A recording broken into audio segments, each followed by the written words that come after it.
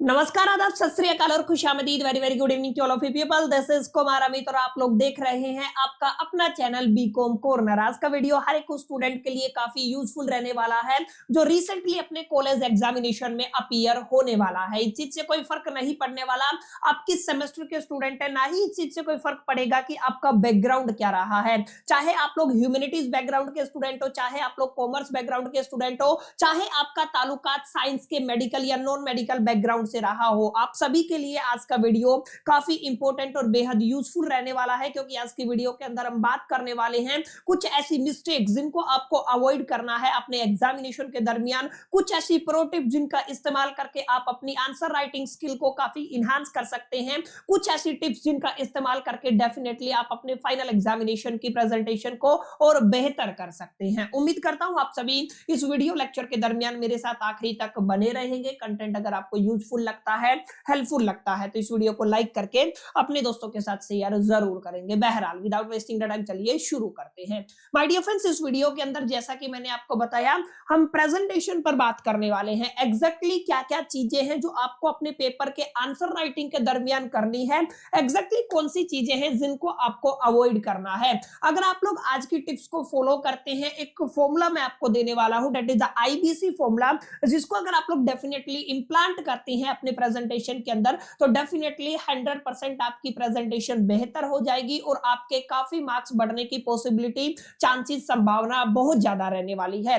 देखिए, जब जब आप लोग आंसर हॉल से बाहर, जब जब आप लोग एग्जामिनेशन हॉल से बाहर निकलते हैं तो आप सभी ने सुना होगा दो दोस्त जिन्होंने एक जैसा आंसर किया था, माने एक ने दूसरे से पूछ के अपने फाइनल एग्जामिनेशन के अंदर आंसर लिखा, लेकिन एक के मार्क्स ज्यादा आ गए, एक के मार्क्स कम आ गए। तो यहाँ पे आप सभी के मन में कभी ना कभी ये सवाल आया होगा एग्जैक्टली कि जब आंसर सेम था तो एग्जैक्टली दोनों के मार्क्स में किस तरीके से डिफरेंस आया। तो मैं आपको बताता चलूं, मार्क्स के अंदर डिफरेंस है ना केवल दो चीजों की वजह से आता है। एक तो आपकी प्रेजेंटेशन की वजह से, प्लस में आपने किस तरीके से अपना टाइम मैनेजमेंट किया है। इन शॉर्ट में अगर आप लोग कहें तो आप लोग ये मान के चले कि आपने क्या लिखा इससे कोई फर्क नहीं पड़ता, आपने किस तरीके से प्रेजेंट किया, किस तरीके से लिखा है, ये चीज डिसाइड करेगी आपको कि एग्जैक्टली कितने मार्क्स आपके एग्जामिनेशन या आंसर शीट के अंदर मिलने वाले हैं। यानी इन शॉर्ट आप लोग ये कह सकते हैं व्हाट यू राइट इससे कोई ज्यादा फर्क नहीं पड़ने वाला। फर्क किस चीज से पड़ेगा, हाउ यू राइट, एग्जैक्टली आप लोग लिखते कैसे हैं, ये काफी इंपैक्टफुल रहेगा आपके प्रेजेंटेशन के दरमियान। और अगर आप लोग आंसर राइटिंग की बात करते हैं तो आपको कॉम्बिनेशन चाहिए, आपको स्मार्ट प्रेजेंटेशन टिप्स चाहिए, आपको स्मार्टली अपनी प्रेजेंटेशन को करना है, प्लस में आपको एक टाइम मैनेजमेंट भी चाहिए। हालांकि टाइम मैनेजमेंट के ऊपर हम लोग इस वीडियो के अंदर चर्चा नहीं करने वाले हैं। आज की वीडियो के अंदर हम किस मुद्दे पर चर्चा करेंगे, प्रेजेंटेशन के ऊपर बात करेंगे कि कॉलेज एग्जामिनेशन के ड्यूरेशन में जब जब आप लोग कॉलेज एग्जामिनेशन के अंदर अपीयर होते हैं तो किस तरीके से आप लोग अपनी प्रेजेंटेशन को बेहतर कर सकते हैं। इसी कड़ी में मैं आपको बताता चलूं कुछ बातें हैं जिनका ख्याल आपको अपने जहन में, अपने दिमाग में और अपनी स्किल्स के अंदर डालना होगा। सबसे पहले आपको ध्यान रखना है, जब भी आप लोग आंसर लिखना शुरू करें ना तो आपके आंसर के अंदर एक क्लैरिटी ऑफ कॉन्सेप्ट हो, आपको कॉन्फ्लिक्ट नहीं करना है। एक लाइन में आप लोग कोई बात कर रहे हैं, दूसरी लाइन में कहीं और पे पहुंच गए, तीसरी का कुछ अता पता ही नहीं है। यानी कि आपने 2 लाइन लिखी, 3 लाइन लिखी, 10 लाइन लिखी, पूरा पैराग्राफ लिखा, बुलेट पॉइंट्स में लिखा, या फिर आप लोगों ने जैसे भी आप लोगों ने अपना आंसर फ्रेम किया, आपको कोशिश करना है कि आपके आंसर के अंदर एक सिमेट्री दिखे एग्जामिनर को, आपके आंसर के अंदर एक क्लैरिटी ऑफ कॉन्सेप्ट हो कि एग्जैक्टली हम किस मुद्दे पर बात करने वाले हैं। जैसे अगर आप लोग एसएससी के बारे में बात करते हैं, इनकम टैक्स की बात करते हैं, या मैनेजमेंट अकाउंटिंग के या फाइनेंशियल मैनेजमेंट के किसी कॉन्सेप्ट की बात करते हैं, पहले सेमेस्टर के दरमियान अगर आप लोग बिजनेस लॉ की बात करते हैं, किसी कॉन्ट्रैक्ट की डेफिनेशन की बात करते हैं, तो जब आप लोग आंसर लिखना शुरू करें ना तो आप लोग एक बार आंसर को पढ़ के देखिए, क्या आपको लगता है आपके आंसर के अंदर एक क्लैरिटी ऑफ कॉन्सेप्ट है। अगर ये है आप लोगों ने पकड़ लिया ना तो डेफिनेटली इनिशियल लेवल से आपकी प्रेजेंटेशन सुधरना शुरू हो जाएगी। यानी जब भी आप लोग आंसर लिखते हैं जो एक आइडियल आंसर होता है, एक बेहतरीन आंसर होता है जो कहीं ना कहीं आपके एग्जामिनर की अटेंशन को कैच करता है, उसके अंदर क्लैरिटी ऑफ कॉन्सेप्ट होता है। इस बात को आपको थोड़ा ध्यान में रखना है। प्लस में एक चीज आप लोग जरूर फोकस कीजिएगा, आपके आंसर के अंदर एक लॉजिकल फ्लो हो आंसर के अंदर, इस बात को आपको ध्यान में रखना है। कई बार हम लोग क्या करते हैं, वो नासमझी वाली बातें करते हैं जो हम लोग अपने सेकेंडरी और सीनियर सेकेंडरी एग्जामिनेशन के दरमियान करते आए हैं। जो मेरे एग्जामिनर ने क्या पूछा है, क्वेश्चन क्या बोल रहा है, इससे कोई फर्क नहीं पड़ता। मेरे को क्या आता है, मैं सब आंसर के अंदर घुसेड़ देता हूं। तो ये आपका इलॉजिकल बातें होगी। ये जो आंसर है ना, ये आपका इलॉजिकल फ्लो में चलेगा। तो जो आपका आंसर है ना, वो एक लॉजिक के साथ चलना चाहिए, एक लॉजिकल फ्लो उसके अंदर होना चाहिए। माने स्ट्रेट एंड फॉरवर्ड जो पूछा है, एक कॉन्सेप्ट का क्लैरिटी, और कॉन्सेप्ट के क्लैरिटी के बाद उसके अंदर एक लॉजिकल फ्लो हो। स्टेप 1 के बाद स्टेप 2 आना चाहिए ना, ऐसा ना हो कि स्टेप 1 के बाद आपका स्टेप नंबर 5 आ रहा है। स्टेप नंबर 5 अगर आपको लिखना है तो उससे पहले 4, उससे पहले 3, फिर उससे पहले 2 और उससे पहले 1, यानी कि आपके आंसर के अंदर एक लॉजिकल फ्लो होना चाहिए। अलोंग विद एक चीज आप लोग ध्यान रखिएगा, नीटनेस का अपना एक रोल है, साफ सफाई का अपना एक रोल है, ये सारी बातें आपको पता है। ऑर्गेनाइजेशन का अपना एक रोल है। माने ज्यादा काटा पीटी आप लोग ना कीजिएगा। अगर आपका आंसर गलत हो गया, जैसे मैंने कोई शब्द लिखा लॉजिक और मेरे को ये गलती हो गया है, तो आप इसको सिर्फ एक लाइन से कट कर दीजिए। ऐसा नहीं है कि आप लोग इसको ऐसे कट करेंगे तो ये आपका भद्दा दिखेगा और कहीं ना कहीं आपकी प्रेजेंटेशन को बिगाड़ेगा। तो सबसे पहले ये आपको ध्यान रखना, ठीक है। अगर आपका कोई भी आंसर गलत हो जाता है या कोई शब्द है जो गलत हो जाता है, जैसे नीटनेस गलत हो गया, तो जस्ट एक पेंसिल से मैं इसको क्या कर दूंगा, कट कर दूंगा, डेट सीट, यहीं पे आपको छोड़ देना है। प्लस में एक चीज आपको थोड़ा ध्यान रखना है, ऑर्गेनाइजेशन अपने पेपर की बेहतर करनी है। माने अगर आपने आंसर नंबर 1 अटेम्प्ट किया है, कोशिश कीजिए आंसर नंबर 2 अटेम्प्ट करें, उसके बाद क्या करेंगे, आंसर नंबर 3 अटेम्प्ट करेंगे। नियम नहीं है, लेकिन अगर आप लोग फ्लो में चलते हैं तो एग्जामिनर का अटेंशन कैच कर पाएंगे और एग्जामिनर आपके पेपर के ऊपर ज्यादा एक तरीके से प्रेशर महसूस नहीं करेगा और वो इजीली आपको मार्क्स दे देगा। यानी कि आप लोग ये मान के चले कि 1 के बाद 2 करना। जैसे कई बच्चे होते हैं, सर मेरे को 1 तो आता है लेकिन उसके बाद मेरे को डायरेक्ट 3 आता है, तो आपको एक रफ आइडिया तो होता है ये क्वेश्चन किस चैप्टर से है, कहां से पूछा गया है, एग्जैक्टली कितने लाइंस के अंदर आप लोग इसका आंसर फ्रेम कर सकते हैं। उस हिसाब से 2-4 लाइन ज्यादा छोड़ करके आप लोग आंसर वहां पे एक वैकेंट स्पेस छोड़ दीजिए। जब आप लास्ट में घूम करके आए, जब इस आंसर को अटेम्प्ट करें ना, तो डेफिनेटली आप लोग ताकि वहां पे लिख पाए। ऐसे क्या होगा, एक ऑर्गेनाइज्ड वे में आपका आंसर तैयार होगा, आंसर शीट सिस्टमैटिक दिखेगी और एक फ्लो आपके आंसर शीट के अंदर दिखेगा, जो डेफिनेटली एग्जामिनर की अटेंशन कैच करेगा कि ये पढ़ने वाला बच्चा है, सिस्टमैटिक और ऑर्गेनाइज्ड बच्चा है। वहां पर आपको 2-4-5 नंबर एक्स्ट्रा मिलने की पॉसिबिलिटी, चांसेस, संभावना बहुत ज्यादा रहती है। आगे सबसे इंपॉर्टेंट पॉइंट अगर आज की स्लाइड का है ना, तो मैं इसको दूंगा, ये सबसे इंपॉर्टेंट पॉइंट रहेगा। आपको क्या करना है, हाईलाइट करना है कीवर्ड्स को। हाईलाइट कैसे करते हैं, लेट अस से कि आपने पूरा क्या कर दिया, एक आपका लाइन लिख दिया और इसके अंदर मान लीजिए एग्जामिनर जो है मेरा काफी इंपॉर्टेंट पॉइंट है, तो मैं क्या करूंगा, इसको अंडरलाइन कर दूंगा। क्लियर है, ये हो गया आपका कीवर्ड हाईलाइट। और जैसे ही आप लोगों ने, जैसे यहाँ पे मान लीजिए दूसरा शब्द लुक है, तो जैसे ही एग्जामिनर आपके पेपर के अंदर आएगा ना, तो वो सिर्फ इन अंडरलाइन पॉइंट पर सबसे पहले अटेंशन पड़ेगी। तो डायरेक्ट इन कीवर्ड्स के ऊपर ही या की पॉइंट्स के ऊपर ही आपको आपके फाइनल एग्जामिनेशन के अंदर आंसर मिलता है। तो यहां पे भी प्रोबेबिलिटी, चांसेस, संभावना बढ़ जाती है कि आपके 2-4 नंबर एक्स्ट्रा मिल जाए। तो ये वाला पॉइंट आपको बिल्कुल भी मिस नहीं करना है। आप किसी भी डोमेन के बच्चे हो, किसी भी बैकग्राउंड के बच्चे हो, आपको कोशिश करनी है जो इंपॉर्टेंट कीवर्ड है सबको अंडरलाइन कीजिए। अगर आप पेंसिल नहीं लेके जाते तो एटलीस्ट पेन से कर लीजिए, लेकिन कोशिश कीजिएगा पेंसिल का इस्तेमाल करने की। तो ये कुछ पॉइंट है माय डियर फ्रेंड, जहां पर हमने देखा अगर ये सारी चीजें हैं, इन सभी चीजों के लिए एग्जामिनर आपके पेपर को देखता है। अगर ये सारी चीजें उसको एक जगह इकट्ठा मिल जाती है तो डेफिनेटली वो आपके पेपर और आंसर राइटिंग से खुश होता है।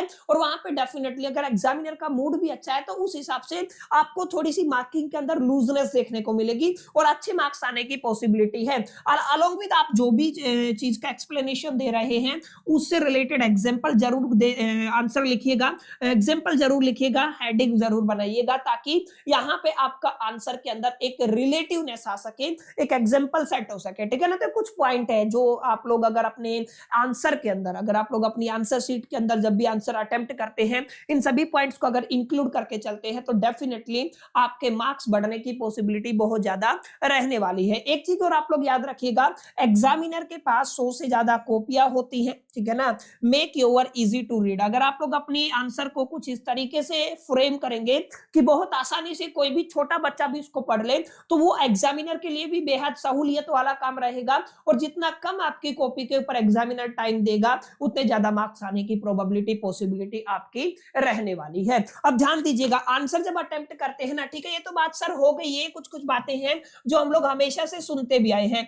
आंसर को आपको 3 चीजों में डिवाइड कर लेना है। इसको बोलते हैं हम लोग गोल्डन रूल ऑफ IBC या 3 गोल्डन रूल बोलते हैं।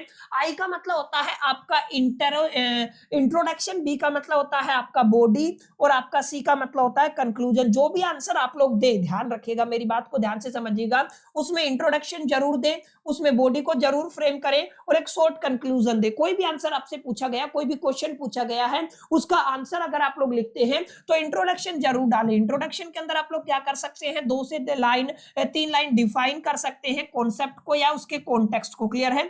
संदर्भ को एक्सप्लेन कर दीजिए या उसके कॉन्सेप्ट को एक्सप्लेन कर दीजिए 2 से 3 लाइन के अंदर। तो ये हो गया माय डियर फ्रेंड्स आपका इंट्रोडक्शन। इंट्रोडक्शन से आई उठा लीजिए और बॉडी का बी उठा लीजिए। बॉडी का मतलब मेन पार्ट जो आपके आंसर का होता है, ठीक है ना, main point in the bullet form. याद रखिएगा, आपको कोशिश करनी है आपने आंसर को पैराग्राफ, लॉन्ग पैराग्राफ की फॉर्म में ना लिखे। एक बड़ा सा पैराग्राफ लिख दिया, ठीक है ना, वहां पे लफड़ा होगा। आप क्या कीजिएगा, आप लोग या तो बुलेट पॉइंट्स का इस्तेमाल कर सकते हैं, ठीक है ना, किसकी बात कर रहा हूं मैं, बुलेट पॉइंट्स का इस्तेमाल कर सकते हैं। अब यहां से ना आंसर आपका सिस्टमैटिक लगता है, ठीक है, और एग्जामिनर को रीड करने में भी आसानी होती है। और इन बुलेट पॉइंट्स के अंदर भी अगर आपने कीवर्ड्स को हाईलाइट कर दिया तो ये सोने पे सुहागा होने वाली बात हो जाएगी। नंबर लिस्ट का इस्तेमाल आप लोग कर सकते हैं और सब हेडिंग का भी इस्तेमाल कर सकते हैं, ताकि आंसर के अंदर आपको एक क्लैरिटी देखने को मिले। फाइनली आपको कंक्लूजन डालना है, कंक्लूजन हर आंसर के अंदर डालना है।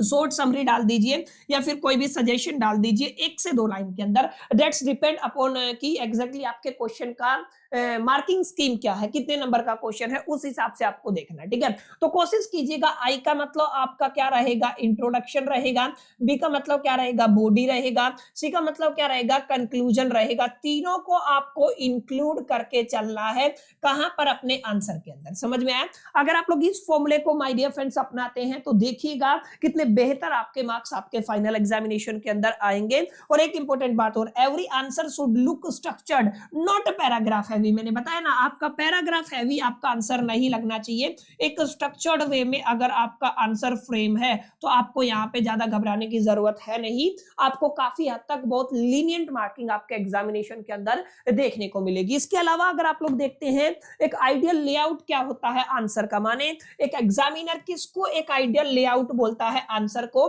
तो यहाँ पे ध्यान दीजिएगा। ये 3-4 पॉइंट जिन पे अगर आप लोग फोकस करेंगे तो आपका आंसर ऑटोमेटिकली आइडियल बन जाएगा। क्वेश्चन नंबर आपको जरूर डालना है और टाइटल जरूर लिखना है। समझ में आया? आंसर जो भी, जैसे अगर मैं मान लीजिए क्वेश्चन नंबर अटेम्प्ट कर रहा हूं 4, ठीक है, तो मैं क्या लिखूंगा, मैं यहाँ पे लिखूंगा क्वेश्चन नंबर 4 और मैं यहाँ पे क्या लिखने वाला हूं, उसका आंसर लिखने वाला हूं। तो इस तरीके से माय डियर फ्रेंड्स ये एक आइडियल लेआउट की फॉर्म में आएगा। उसके बाद आपको इंट्रो डालना है, इंट्रोडक्शन, डेफिनेशन डाल सकते हैं, कॉन्सेप्ट डाल सकते हैं, या उस सवाल से जुड़ा हुआ बैकग्राउंड डाल सकते हैं। बॉडी के अंदर आप लोग क्या कर सकते हैं, मैंने बता दिया 3 से 5 लॉजिकल पॉइंट डायग्राम, ये जरूरी बात है।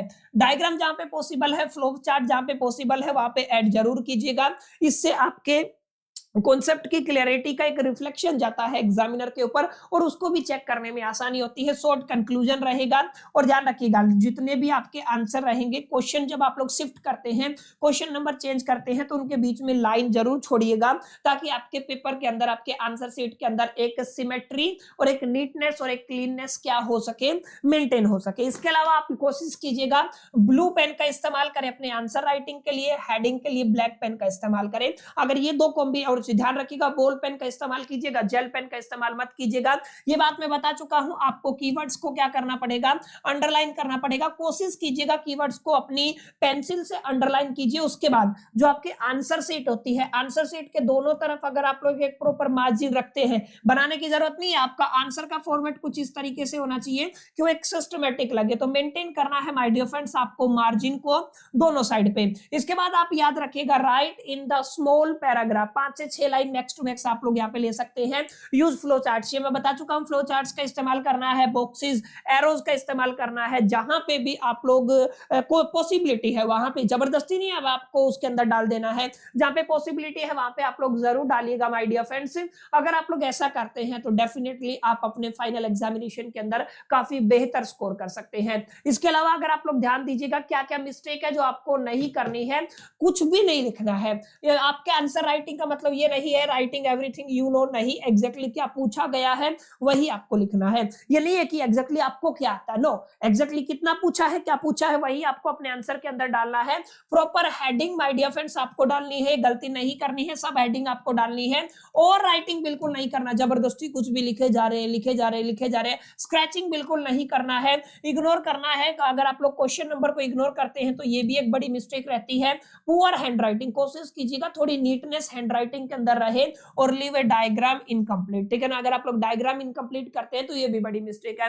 ये कुछ ऐसी चीजें हैं जो अगर आप लोग करते हैं तो आपकी प्रेजेंटेशन बिगड़ती है। अगर आप लोग इसके अपोजिट जाते हैं, एग्जैक्टली जिनकी भी टॉपर आंसर शीट को उठा के देखेंगे तो उनकी राइटिंग के अंदर आपको इतनी नीटनेस क्लीननेस नहीं मिलेगी, लेकिन कुछ ऐसे पॉइंट हैं जिनको अगर आप लोग ध्यान से देखेंगे तो आप लोग पाएंगे ये कुछ ऐसे पॉइंट है जो उनको टॉपर बनाते हैं। सबसे पहले फोकस ऑन व्हाट आस्क, ये क्या फोकस करते हैं, क्या पूछा गया है उसी का आंसर देते हैं, कि वो उनको इसी चीज पे फोकस नहीं करते कि उनको क्या आता है, एग्जैक्टली क्या पूछा गया है इस चीज पे फोकस करते हैं। Right answer that make a checking easy, कुछ ऐसे आंसर लिखते हैं जो आपकी चेकिंग को बहुत आसान बनाती है। And each page should reflect confidence and the clarity, समझ में आया, हर पेज क्या दिखाता है, एक कॉन्फिडेंस को दिखाता है और एक क्लैरिटी को दिखाता है। और अननेसेसरी रिपीटेशन, जबरदस्ती दोहराव से ये बचाव रखते हैं अपनी आंसर शीट के अंदर। तो माय डियर फ्रेंड्स ये कुछ छोटी छोटी बातें हैं जिनको अगर आप लोग डेफिनेटली अपना लेते हैं, इंप्लीमेंट करते हैं और अपने पेपर के अंदर डेफिनेटली आपकी प्रेजेंटेशन बेहतर होती है, अच्छे मार्क्स आने की प्रोबेबिलिटी, चांसेस, संभावना बढ़ जाती है। उम्मीद करता हूँ चीजें आपके लिए हेल्पफुल रही होंगी। अगर लगता है चीजें हेल्पफुल है तो इस वीडियो को लाइक जरूर कर दीजिएगा, दोस्तों के साथ शेयर कीजिएगा, पहली दफा चैनल पे आए तो सब्सक्राइब करके बेल आइकन को जरूर प्रेस कर दीजिएगा। अगले पार्ट के अंदर मिलते हैं, जब तक के लिए मैं तौसूल दिबास, लकी प्लर।